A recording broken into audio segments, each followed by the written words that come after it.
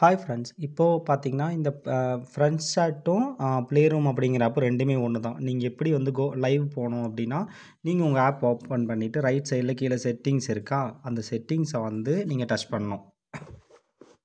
இந்த right side settings touch பண்ணிங்கன்னா ப்ரொஃபைலில் வந்து ரெண்டாவது ஆப்ஷன் கோ லைவ்னு இருக்கும் பாருங்கள். மை வாலெட்டு கீழே கோ லைவ்னு வந்துருச்சுன்னா உங்களுக்கு வந்து ஆக்டிவ் ஆயிடுச்சுன்னு அர்த்தம்.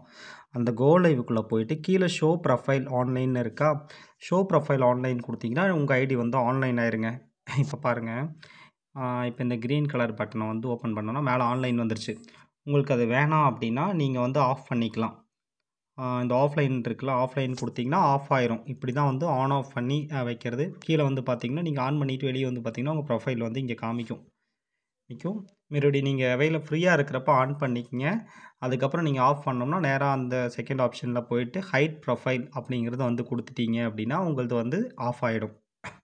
சரிங்களா? இந்த மாதிரி தான் வந்து லைவ் போகாத டைமில் ஆஃப் பண்ணிக்கங்க. லைவ் போகிற டைமில் கரெக்டாக ஆன் பண்ணிவிட்டு உங்கள் ப்ரொஃபைல் அங்கே காமிக்குதா அப்படிங்கிறது வந்து நீங்கள் செக் பண்ணிக்கங்க. இப்போ வந்து ஆன் பண்ணிட்டோம்.